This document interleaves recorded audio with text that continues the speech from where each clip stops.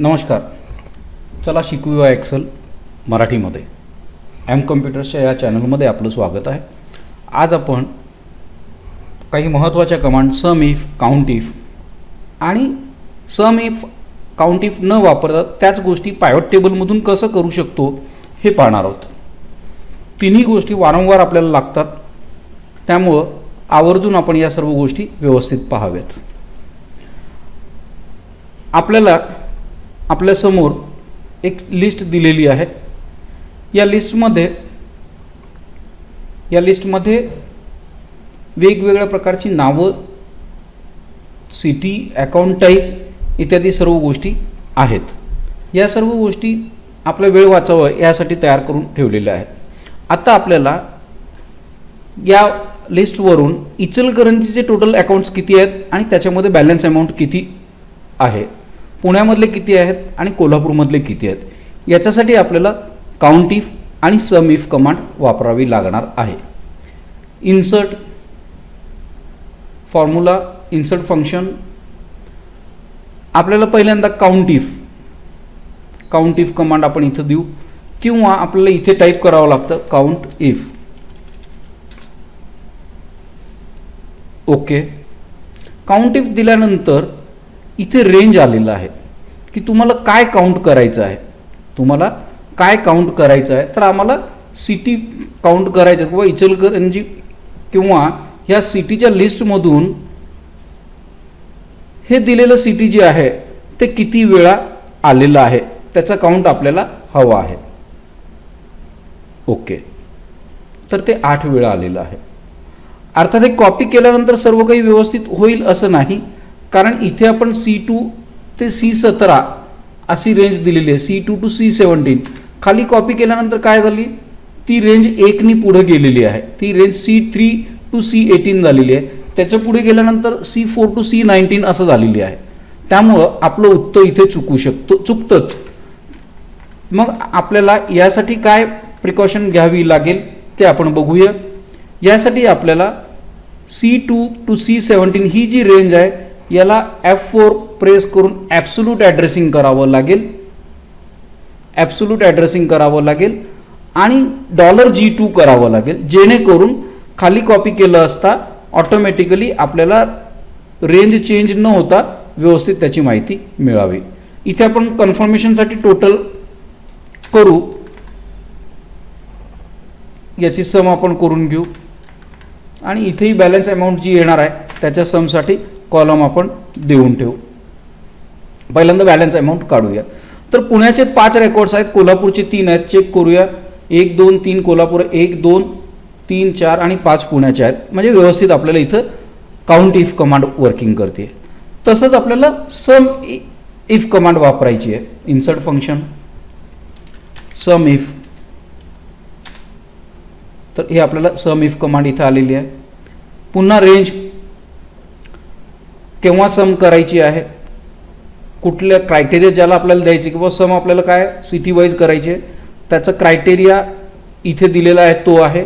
आणि कोणत्या कॉलमची सम करायची आहे, तर या कॉलमची आपल्याला सम करायची आहे. Okay.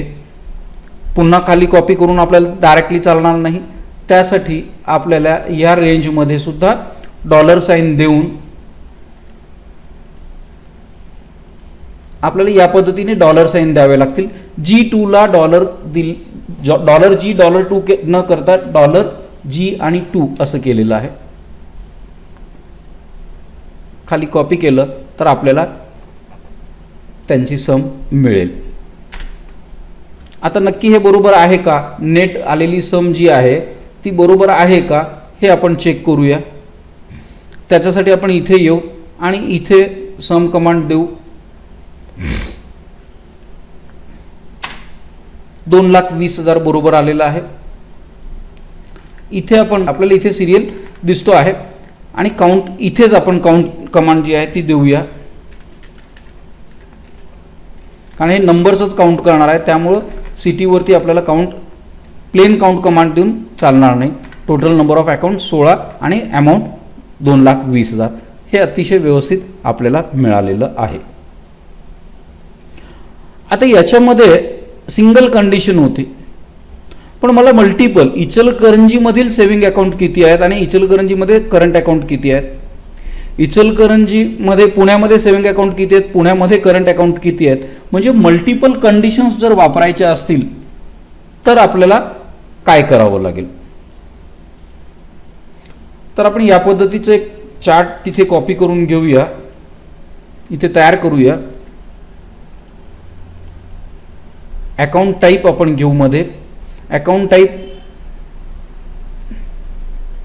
Total number of accounts आणि बॅलन्स अमाऊंट. अर्थात आपल्याला प्रत्येक ठिकाणी दोन दोन गोष्टी आहेत.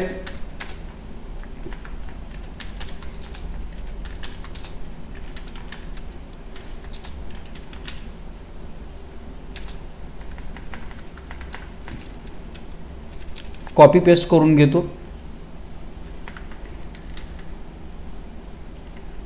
Saving account, current account, saving account, current account, या पद्धतीनं आपल्याला माहिती याची लागणार आहे. याच्यात टेम्पररी आपण फॉन्ट कमी करूया.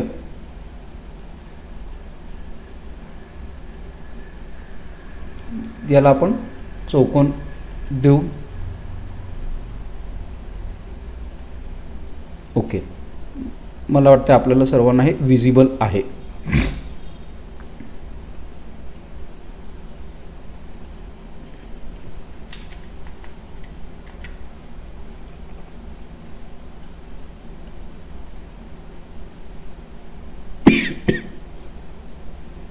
Just a second. ओके, आता आपल्याला इथे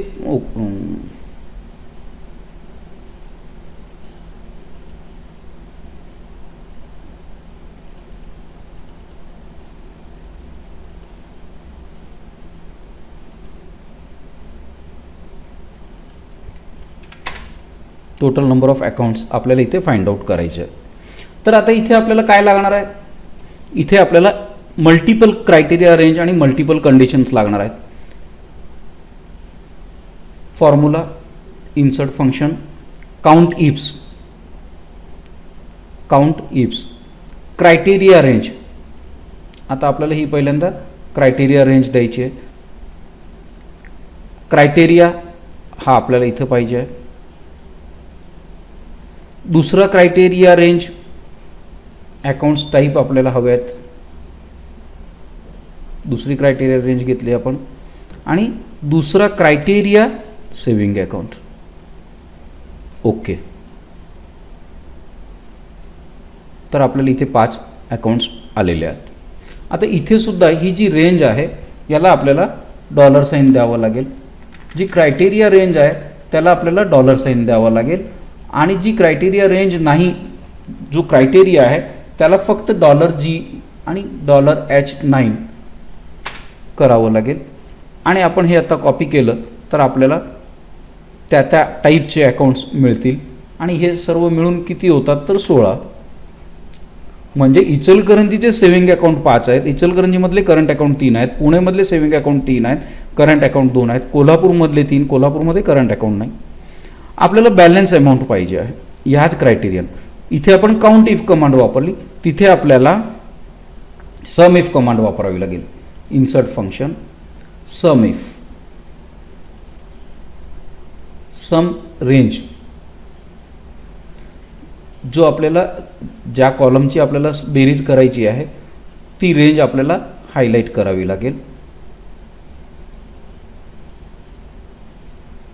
क्रायटेरिया रेंज, पहिला क्रायटेरिया आपल्याला सिटी द्यायचा आहे. आणि तो क्रायटेरिया काय असणार आहे तर क्रायटेरिया सिटी असणार आहे. दुसरी क्रायटेरिया रेंज अकाउंट्सचं टाईप आहे. आणि दुसरा क्रायटेरिया हा अकाउंट आहे. ओके, इचलकरंजीमधील सेव्हिंग अकाउंट्समध्ये 5 अकाउंट्सचे 85,000 रुपये बॅलन्स आहेत.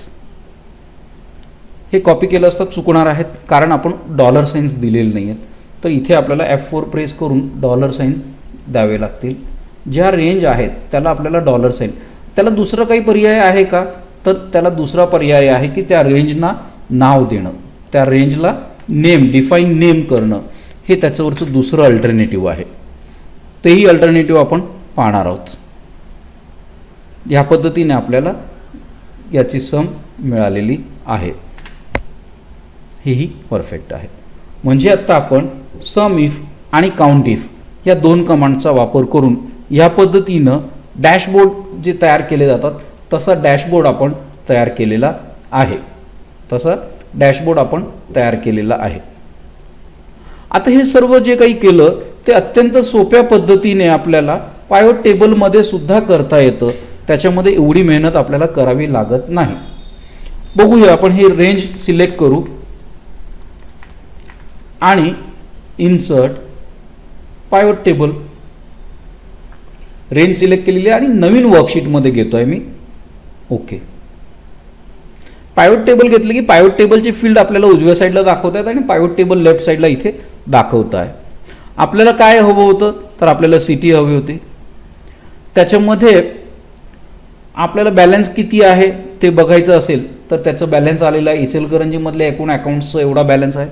नाही, त्याच्यामध्ये आम्हाला अकाउंट टाईप वाईज बॅलन्स हवा आहे तर अकाउंट टाईप वाईज इचलकरंजीमध्ये करंट अकाउंटमध्ये एवढा बॅलन्स आहे, सेव्हिंग अकाउंटमध्ये एवढा बॅलन्स आहे, कोल्हापूरच्या सेव्हिंग अकाउंटमध्ये एवढा आहे, पुण्याच्या सेव्हिंग अकाउंट आणि करंट अकाउंटमध्ये एवढा आहे. समजा मला त्याचे काउंट पण हवं असतील तर मी हा बॅलन्स फील्ड इथे घेऊन येईन आणि त्या बॅलन्स फील्डचा फॉर्म्युला बदलेन. व्हॅल्यू फील्ड सेटिंगमध्ये काउंट घेईन. ओके. तर इथे आपल्याला नंबर ऑफ काउंट सुद्धा आलेला आहे. इथे पायवट टेबल आपण सहजगत्या तयार करू शकतो. कोणताही फॉर्म्युला आपल्याला द्यावा लागला नाही. हे आपण काढून टाकलं तर ते नील होतं. सिटी किंवा आपल्याला अकाउंट टाईप त्याच्यामध्ये सिटी वाईज काय बॅलन्स आहे आणि त्याचे नंबर ऑफ अकाउंट्स किती आहेत हे जर हवं असेल तर तेही आपण इथे घेऊ शकतो. करंट अकाउंट्स इचलकरंजीमध्ये 3 आहेत, पुण्यामध्ये 2 आहेत, सेव्हिंग अकाउंट 5, 3, 3 या पद्धतीने आहेत. तर पायवट टेबलचा सुद्धा आपण या पद्धतीने वापर करू शकतो. आपल्याला जे योग्य वाटतं त्या पद्धतीचा आपण नक्की वापर करावा. करून सर्वच काही पाहावं.